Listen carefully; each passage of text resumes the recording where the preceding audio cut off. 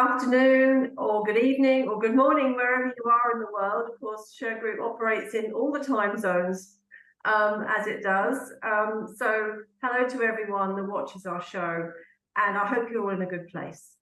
And today I'm delighted to introduce our very special guest, Mr. Scott Purcell, who is the CEO of ACA International, the leading credit association in the United States. And he is offered to come and talk to us about ACA. So for all of you in the credit function across the world, actually, I think Scott is a really interesting person to talk to, and we're going to get into the interview in a moment. Before we do, as I always do on this show, I always give a shout out to my #1 fan and to Shergroup's #1 fan, Ross Saunders, who is in Norfolk, England today. So, hey, Rossi, hello to you. I think Scott wants to say hello. Clara, thank you so much. And indeed, Ross, what a privilege to talk to the #1 fan. I hope you're having a great day, and I hope you enjoy the conversation here today. Okay, I'm sure he will, Scott. He loves hearing all of our guests talking about their expertise and how it impacts and adds value to Shergroup.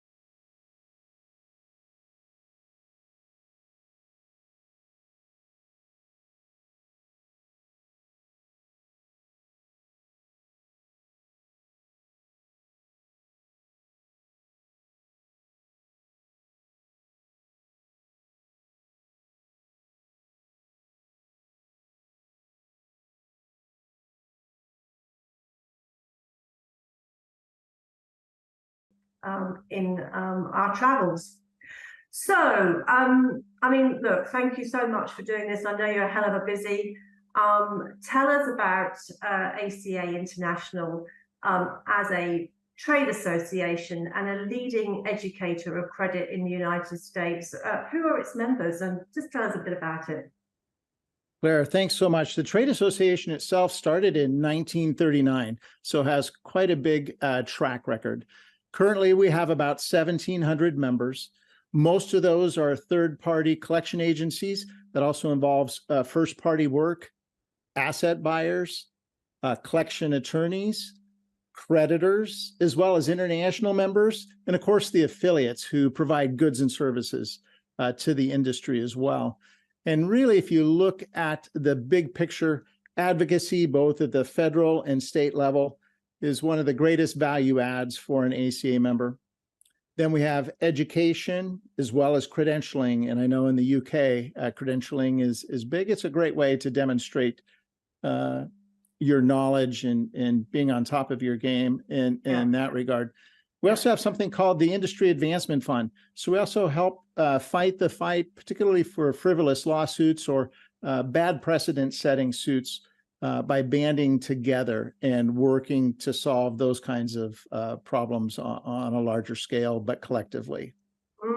I love that facet. As I've got to talk to you and learn more about ACA, I love this advocacy role for a trade association. It's very refreshing, you know, to hear a trade association fighting as you do for your members. And of course, you have credit is something that has to be handled sensitively with politicians and policy officials. And I know that you are and have built a tremendous reputation in Washington, haven't you, in terms of handling this subject with the decision makers? Very much so, and so much so, our trade association actually invested in a building very close to Capitol Hill. That was in 2008. So we do have several people in that office. Of late, we've now moved towards the Brownstein firm, which is one of the largest, if not the largest, lobbying firms in the DC area that brings a lot of relationships to the table. We have our own designated lobbyist in Leah Dempsey. I myself am a registered lobbyist.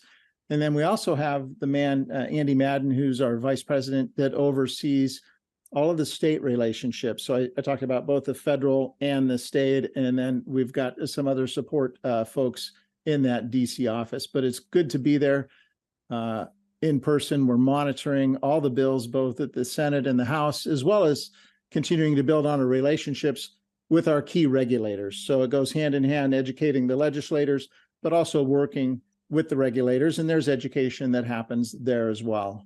Yes, of course, and taking, I suppose, from the industry best practice and what will work in terms of legislation and what won't. And some of the bright ideas that come out of government don't always work in the real world, as we both know. So, I mean, this is tremendous for us to hear about this, not only for our American audience, but for our European audience and further afield than that, because I think I've said to you that everyone looks to America for how the credit function is evolving and how it's developing here in this market, as a leader in the world. And so, all eyes are on the ACA and what it's doing. So I hope that this short interview will highlight some of these facets of your work to a broader church of credit professionals across the world. I mean, what is the impact to both creditors and their customers in the American economy? How do you see that? Claire, I think your passion and my passion and the people we get to work with day in and day out in the industry, we know the value of credit, and we know the increase in the quality of life our neighbors have because they have access to credit in responsible ways, but also at the lowest possible cost. Yeah. And collections is just part of the credit ecosystem that enables all of that to happen. ACA members, we did a study in 2018, return about $90 billion a year back to the creditors. So that's the benefit to them. And in terms of the American populace, that saves every American household about $700 a year from rising prices.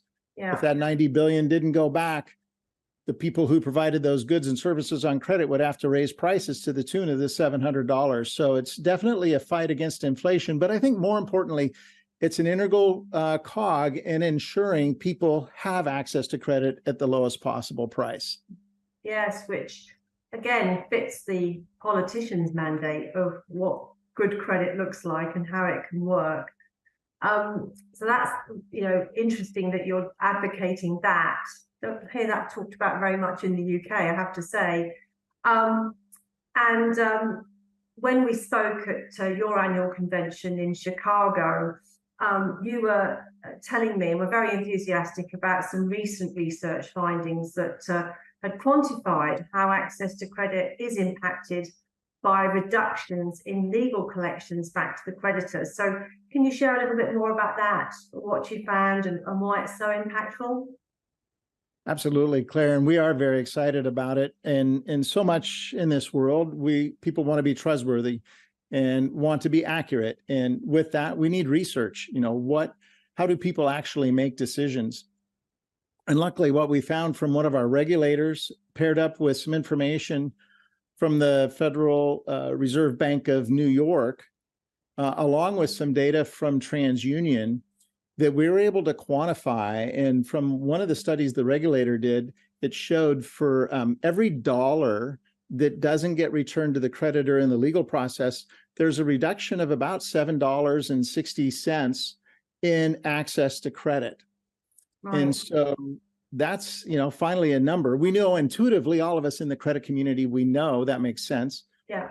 That if that return is lessened, people with the lowest credit scores will have their credit reduced or taken away, or the price will go up, or both. And so in my home state of Oregon, for those of you in the UK, that's right above California. Yeah. And the main impact there, we have a bill that would quadruple the garnishment exemption on wage garnishments. And because of how significant that change was, we were able to quantify that the creditors would react to that if it were enacted. Luckily, it didn't pass this year, but it would reduce access to credit for Oregonians by about $14 billion. About 2.1 million credit card holders in Oregon would be negatively impacted. But of special note, there was 1.2 million card holders under a credit score of 720. And those would be impacted the most, according to the Federal Reserve research, including many of those having their access to credit cards or credit lines taken away altogether. And so that really is helpful when you're trying to sit at the table with all community members to discuss what are the pros and what are the cons of these various ideas. Yes, I'm impressed by the analysis and the data, and talking actually, what it impacts in terms of money, the dollar value, which I think we still have some catching up to do in the UK with that type of discussion when it comes to matters affecting credit with our policy officials. So, and of course, I think we were talking about this, the United States has a complex matrix, 50 states, all operating slightly differently. I mean, like broadly, all Americans, of course, but each state having its own governance. And then across the top of that, your layer of federal legislation and regulation. So it's nicely complicated. I mean, you navigate it without any problem, but to those of us outside the United States, it seems complicated. Do you think that? I mean, you work with it all the time, so you're used to it, but does it seem like a complicated model? No, it does. And it adds costs, often inappropriately, because you do end up with duplicative laws or laws that don't honor preemption. And that, luckily technology has evolved. Yes. So if I know, I can't call at this time in Massachusetts, but I can call it this other time in Oklahoma, the software is able to accommodate a lot of those different rules. But I do find it, particularly for our smaller members that are operating across states, that's a pretty costly load to stay compliant with all of those things. But that's also part of the value of the trade association. One of the services I'm most proud of is our state guide. It allows you to go to every state and see what are the garnishment rules, what are the court rules, what are the communication rules. So be it in the legal or the non-legal paradigm, it's laid out there. That's a great service to ACA members, but at the same time, it's a great cost for our members to have to digest and make sure they're living life according to all of those different rules. Actually, that's interesting because the UK, of course, is made up of 4 nations: England, Scotland, Wales, and Northern Ireland. And I don't think we have a resource like that, mapping the differences between our 4 small, tiny rock nations and the United States. So well done, US, for getting that together, and for ACA, because I think that's a really valuable resource if you're working in the collections credit space and trying to get it right across a wide geography. So ACA then is, I was just looking at your website, you're doing some fantastically innovative things. Like the ACA Huddle. That's a great term. And then you've got a Visionaries event coming up for women, haven't you? That seems to me. Tell me a little bit about that. What's that involved? That sounds like a great event for women in credit. Certainly, I'll let you know that the huddle came out of necessity during COVID, because those 50 states and the federal government all had, almost daily changes to the different COVID protocols and what you could do and not do. Even work from home, could you or could you not work from home? Yes. So the huddle was a daily huddle, and you think about the lift, it's almost, you know what it's like to produce something of that stature. Yeah. And in the evolution, we've gone to a weekly publication or hosting of that, if you will, and that seems to be the right cadence to meet our members' needs.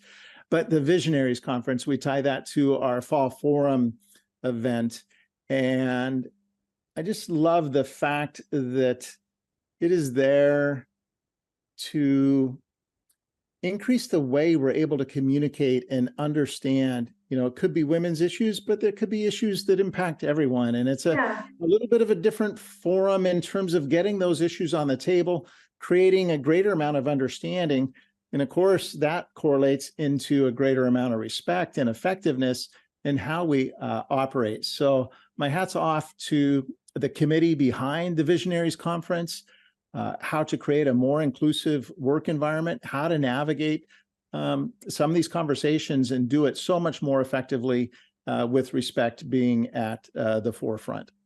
Yes, inclusivity is vitally important in today's workplace and the delivery of services, and I can see that ACA is building its momentum on that, which is good. Physical ACA events, how are they different from online or hybrid events, do you think? No, it's a great question. I think all of us, because of COVID, have now done the compare and contrast more. What does an online meeting look like versus the in-person? I think back to Einstein, there's a concept attributed to him. He said the intuitive mind is a sacred gift, and the rational mind is a faithful servant. And that intuitive mind that he was talking about is, how do we get into a place where we genuinely look at a new problem from a number of different angles and perhaps create a solution that's never been created before? And Claire, you and I got to spend some time at our annual conference this year in Chicago. It was such a pleasure to meet you. But, the energy there, when you're in a room and you're having a discussion, and then you're able to think about things, and then you have the happy hour, or you have coffee the next morning. Maybe you're with the speaker, maybe you're with a couple other of your colleagues and competitors who were in that session as well. And then one thought begets another thought, begets another thought. And it's, I think, that iterative process that we don't get in the hybrid or the online meetings that we do in the in-person meetings. And so you definitely see the power of connection and hopefully the power of creative problem solving and that intuitive mind that Einstein referenced we need some new solutions because some of the problems we're looking at, we've never faced before. And so I think it takes that community and that idea generation and that thinking process to really allow some breakthroughs. And of course, it's the breakthrough that allows us then to grow our revenues as well as ensure we maintain our profitability. That's what it's about, in making sure we meet our clients' needs. Well, I was very grateful for the opportunity to come and visit the ACA Annual Convention. I must give a shout out to our friend Harry Strauser, who organised all that for us. So thank you, Harry. But I was so impressed by that feeling of community and, shall I say, family as well within the ACA. And you had a marvellous dinner in the evening that I was there, and your new president was installed, David Williams, and I think his pa was president before him, and he was there, and it was just a lovely, lovely event. And all your members were, applauding and joining in. It was great. So yeah, kudos to you guys for really creating not only an educational event and one which informs and moves the industry forward, but also a friendly environment for your members. I think that's so important. Particularly post-pandemic. Thank you, and I'm so glad. I was thrilled when I learned you were going to be able to attend that, and I'm glad you enjoyed it so much. I did. I really did. But I mean, and we were talking. I was lucky enough to have a session with you, and I really, as a lawyer myself, I'm so interested in this federal advocacy and state advocacy role. I mean, you were telling me you have 56 lobbyists, I think, beavering away for ACA issues. But I mean, that's one facet of it. I mean, tell me about the scope of this, because I think this is unusual for a trade association in credit to have this much clout. Thank you. And it's been built over the years with a lot of hard work, a lot of volunteers. And I think that's the other part of the trade association. We have so many smart and caring and giving members that are willing to volunteer on a number of different committees that we have. So it is very much member driven from that standpoint. Claire, there's actually one of the committees deals with the state issues, and ACA is its own organization, but then there's unit at the state level. I think we have 32 in total, several of the states combined, so they get an efficiency there. But Andy Madden, the vice president I told you about earlier, he actually works with those state and unit leaders throughout the country, and they monitor about 900 legislative bills per year. It's crazy when you think about how many bills are out there that affect debt collection. But then working through with the local people and then the lobbyists at the unit level, that is where so much of that good advocacy is able to go. Our members will have relationships with members of Congress. They'll have had them into their office. They take years building these relationships. They're just like any other relationship. It's a matter of give and take. It's a matter of sharing insights. It's a matter of showing up. But they do that very effectively. And so while we don't necessarily stop all well-intended but bad legislation, often we make it significantly better than when it started, because they know we're honest actors. We show up, we care about our community, we care about people's access to credit. We're an integral part of that. We're also often working in coalition with creditors, banks, credit unions. It could be healthcare providers on that side, utilities. A number of different coalitions will build, because often it's the same issue, especially in the credit ecosystem, since there are so many parts and pieces that absolutely one affects the other. We're able together to go in that larger community, present the information, do the education, and often get really good outcomes. But it's a lot of work. 900 pieces of legislation a year, you said, and there's a lot of data around that, and collection of data and submission of building reports and documentation to advance a particular argument. I've done some of that in my career, and Yeah, I did it on a much smaller scale. So I know what you guys are looking at in terms of that. But I think it's a real platform, which I hope that people listening to this in their jurisdictions outside of the United States will think about, well, how can we influence our government? You know, how can we influence our policy officials to make good decisions on credit? Because we all need it. It's a function of modern life. You know, again, as I say, the United States really flies the flag for what that looks like. What do you think the ACA's advocacy success, what drives that, and how do members help shape these outcomes themselves? Claire, great question. There's a number of different facets. One is making sure you've got very capable people. So we do at the federal level with Leah Dempsey and the Brownstein firm, at the state level, Andy Madden, as well as then the unit leaders, as well as their lobbyists. Many have been lobbyists in that role for many, many years. So having good people. One other way is our committee structure that allows the sharing of information. So while there might be 900 different bills, they're not 900 unique bills.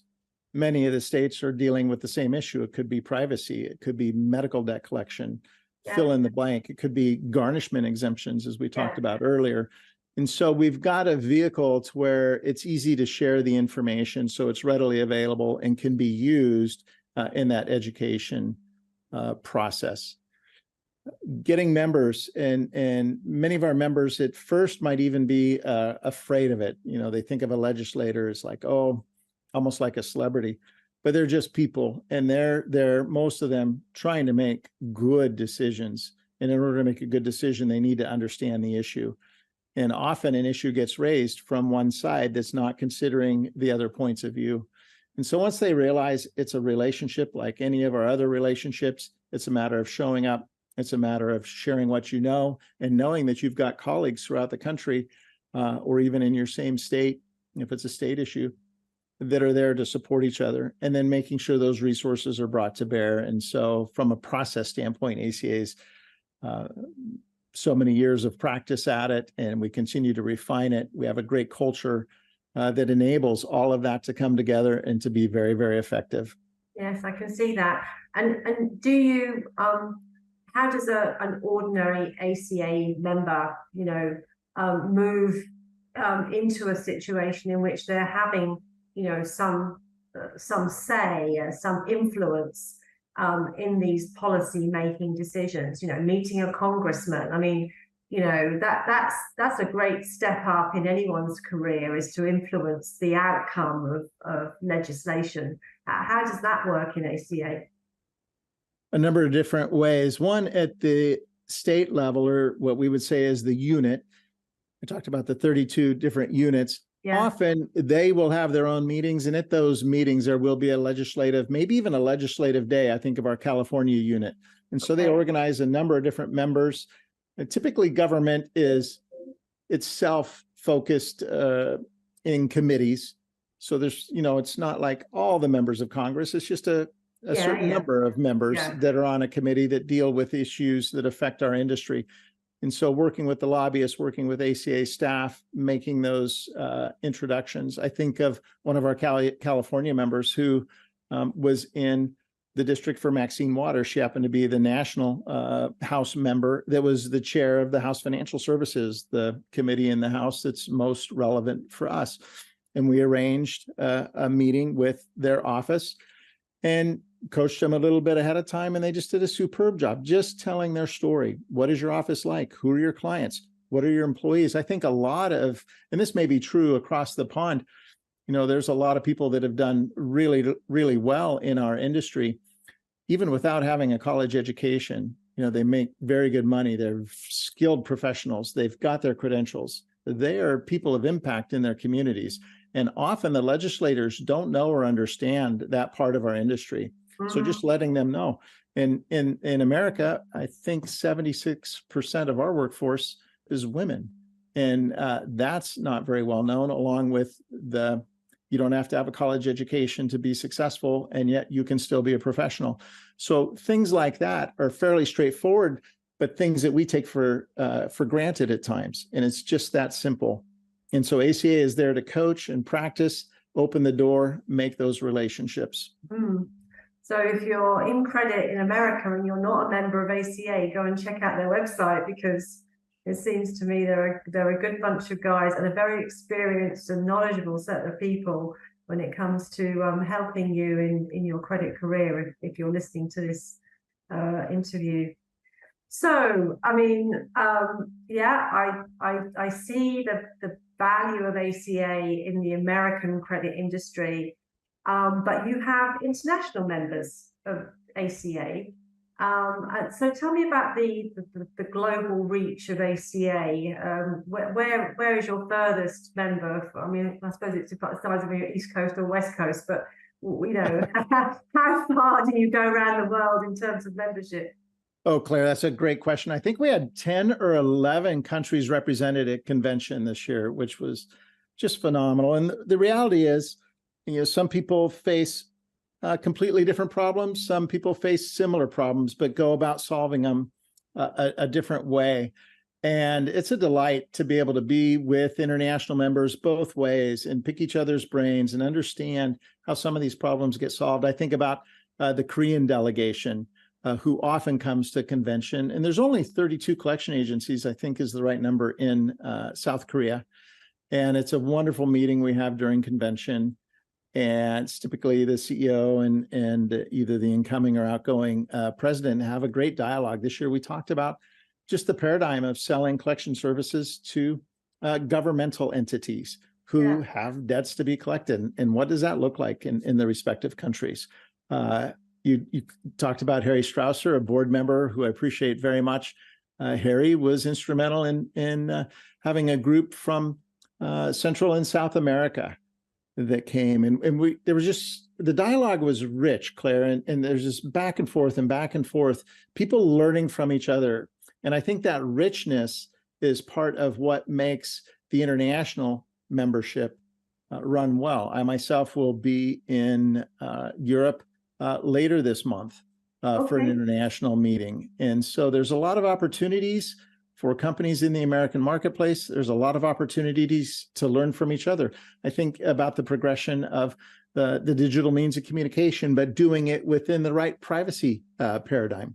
Yes. Everybody across the globe is trying to solve that problem and solve it well. We can learn from each other, and that makes life better. Yes. Well, of course, Europe does kind of lead the way in terms of privacy law, and the UK has its own particular, you know, GDPR legislation, which I think is a good thing in terms of protecting, you know, individuals' data. What are the other main resources? You've got an international arm, you've got, you know, education, advocacy. What other resources would you say ACA provides to its members? Definitely that being the point of connection. So we talked about convention, but the reality is we have many different points of connection where members come together for various meetings throughout the year. And I think that ability to convene makes for improved growth and profitability, as well as a lot of friendships, which, you know, I have many friends. Again, on the website, you can see the events that are planned throughout the year. It's a great program you guys have built. You know, very inclusive and fun. You know, making credit fun, which is what it's all about. Particularly for I say younger people coming into the industry. You know, making credit a career choice that they want to do and enjoy it. Absolutely. In fact, our board just approved a new program called Leaders Under 40. So it'll be recognizing leaders under the age of 40, really that next generation, and how are they leading? How are they managing? And putting the spotlight on them. And I'm really excited about that new program. We continue to evolve, and I really give credit to the strength of our board, who's able to look out and see the changes that are coming and make sure that we're responding. I'm also going to give a shout out to The ACA staff and management team, likewise, these are people that care deeply about seeing our members succeed and are thinking about what is that next step. And of course, with our committee involvement, it's easy to stay connected to see the issues that are currently affecting the industry. Yeah, tremendous. And I heard that ACA approved some major changes to its governance structure last year. What are they about, and how did they come about? Well, Claire, as the world continues to evolve, and I don't know how it is in the UK and other parts of the world, but definitely there are a lot of pressures that affect collection agencies. And I talked about having 1,700 members. We think we're going to go down to about 600 members over the next 10 years. But we expect employment to either stay the same or even increase. And so what's driving that? Two things. One, I talked about the weight of regulation and the plaintiff's bar at times on the small shops. And oftentimes we do exit interviews for people that are going out of business, and they talk about it's not just one rule or law that cause them to decide to close the doors. It's the weight of all of them collectively. So that's one factor that impacts the number of agencies. The other is just consolidation. We have, like I think every industry, a fair amount of private equity now in the space. And so there's more merger and acquisition opportunities than there were before. There are definitely advantages to scale, particularly with some of the hard compliance costs that come with running a collection agency. And so those are two big factors driving that change. And so our board undertook a strike force that was very deliberative, had member agencies of small, medium, and large, people that had been involved in governance changes that we made 10 years ago, as well as geographically. Leaders of different types served on that strike force, and they came up with recommendations that ultimately were all approved year before last. I think perhaps the most significance, Claire, is moving the board size from 15 down to 9 members so we can be more nimble. We also looked at how our committees are structured. Do we have too many or do we have too few? And made some course corrections there. So I'm very proud of the board and really looking ahead and saying, what does ACA need in order to respond to that changing set of circumstances in our membership? We're all living in a period of change, aren't we? And driving efficiency in all our organizations and the way that things were, it never stands still, does it? It's always about trying to get forward. So it's good to hear that ACA took that on board and decided to, set up a strike force and do something about it. I love that. And so you're going to be, and thank you so much for this, ACA is going to be the main sponsor for the World Credit Congress that myself and the Shergroup team, and then the steering committee for the World Credit Congress are going to be involved in. And we're hosting that in October at Margaritaville in Florida next year. Apart from the venue, which is, that was Harry's choice. It's a very cool venue for an event. But what are you most excited about? How do you think that helps promote ACA's profile, do you think? Claire, thank you for the opportunity to promote it and play such a role, because we're thrilled that it'll be being convened in the US. We talk about the ecosystem, and the issues are the same worldwide. This access to credit, making sure the returns go back on those portfolios so that as many people can access credit at the lowest possible cost and have the highest quality of life. Yeah. Really, it is everybody in it together. And the fact that ACA and ACA members, the fact that it's on US soil, will get to participate at an even higher level. We're excited about that, in part because of what I said earlier about our international membership. I think when we all come to the table and share those different points of view, those different ideas, the reason behind we do what we do, I think so much learning takes place at that point. And I talked about the intuitive mind. I think those creative ideas and solutions come to the table when we can have those different perspectives. And just hearing your own country's voice, precludes you from getting all those other views of how other people throughout the world have solved problems. So that's why we're excited. I think about the growth, not only in revenue, but in profitability. I think about the relationships. I myself do a lot internationally, and I so appreciate international relationships for the very same reason.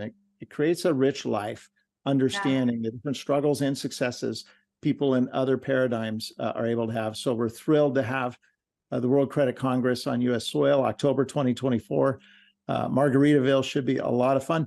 But I think true problem solving, innovation, as well as personal relationships will be the fruit of that meeting. Absolutely. And there's a lot of innovation in the credit conference space coming from Mexico. Luis Perez, my good buddy down there, who got me involved in the World Credit Congress, is doing some extraordinary things in terms of making credit conferences and presentations informative and, dare I say, cutting edge, which I think is, again, a great reason to come and check out the Congress this time round. We'll be taking some notes from him, of course, your good self and the ACA board, and the steering committee. So we are extremely excited to be hosting this in what is a great part of the United States, but easily accessible from all corners of the United States, as well as the rest of the world. So it's a great place to come and find out more about credit in a fun environment, but obviously an education and informative one as well. So we look forward to seeing everyone there, and we look forward to ACA leading the way and being our sort of leading sponsor for the event. We're delighted, absolutely thrilled that you could be involved.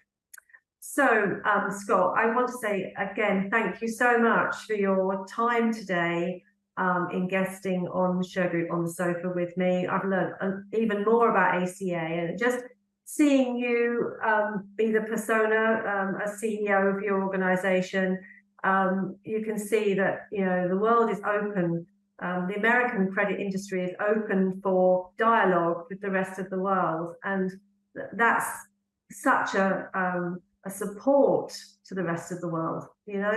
So yeah, I'm looking forward to seeing many people from all parts of the world come together next fall in Orlando. So thank you, my friend. Thank you very much for doing this. I appreciate it. For everyone else, please visit acainternational.org, which is the website for ACA. If you're a credit professional in the United States and you haven't joined ACA, you haven't checked them out, go and have a look and see what is on the menu for you in your career, and start to get involved. It's a great organization. And also, you guys are on LinkedIn. I'll put the links to your website and LinkedIn in the show notes to today's program. So thank you so much, Scott. Claire, thank you. It's been a privilege to have this conversation. Oh, you're very welcome. And for everyone else in our community, in Shergroup across the world, we're in the United States now. We're in the UK, India, and the Philippines. So for everyone that's listening, thank you for your support of Shergroup and this YouTube channel. You can check out our platform at shergroup.com, which has a host of different solutions for credit professionals and business leaders and managers. We believe that business should be easy and accessible, and you can follow us on Facebook, Instagram, LinkedIn, YouTube. Guys, we're doing all the channels, so just be there. As I say, don't forget to visit ACA International. All right. Thank you so much, Scott. Thank you. Bye-bye. Bye-bye.